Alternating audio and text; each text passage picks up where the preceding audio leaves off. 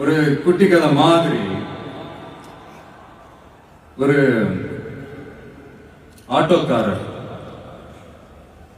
ஒரு கர்ப்பிணி பெண்ணை ஆட்டோல ஏத்திக்கிட்டு ஹாஸ்பிட்டலுக்கு போறாங்க. பெரிய மழை பெஞ்சுக்கிட்டு இருக்கு. அப்ப அவர்கிட்ட இருந்த அந்த கொடைய அந்த கர்ப்பிணி பெண்ணை கிட்ட கொடுத்துட்டு இதை எடுத்துக்கிட்டு போமா அப்படின்னு சொல்றாங்க. அப்ப அந்த பொண்ணு சொல்றாங்க,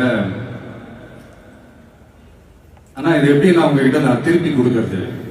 அதுக்கு அந்த ஆட்டோக்காரர் சொல்றாரு, வேற யாருக்காவது தேவைப்படுறவங்களுக்கு கொடுத்துருமா அப்படின்னு சொல்லிட்டு அவர் போயிடுறாரு.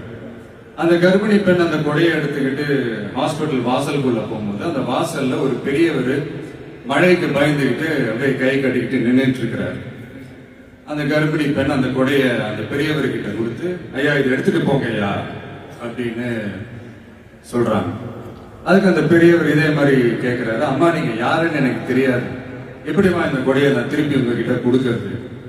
அதுக்கு அந்த பொண்ணு சிரிச்சுக்கிட்டே சொல்றாங்க, வேற யாருக்காவது தேவைப்படுறவங்களுக்கு கொடுத்துருங்க ஐயா அப்படின்னு சொல்லிட்டு போயிடுறாங்க.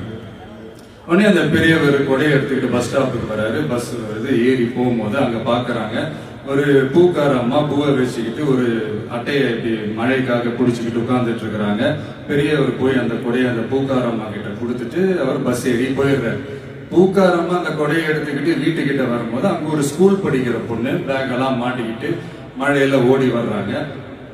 அவங்க போய் அந்த ஸ்கூல் பொண்ணு கிட்ட கொடையை கொடுத்துட்டு மழையில நனையாதம்மா இதை எடுத்துக்கிட்டு போங்க அப்படின்னு சொல்றாங்க. அந்த பொண்ணு தேங்க்ஸ் அப்படின்னு சொல்லிட்டு வீட்டுக்கிட்ட வரும்போது அந்த பொண்ணோட அப்பா பதட்டத்தோட வாசல்ல நின்றுட்டு இருக்கிறாரு. பொண்ணு மழையில நனைஞ்சுக்கிட்டு வரணுமே அப்படின்ட்டு. அந்த அப்பா வேற யாரும் இல்ல, அந்த ஆட்டோக்காரர்.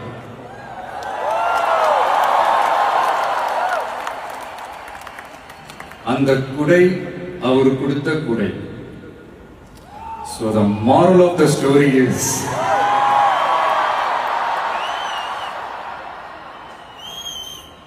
முடிஞ்ச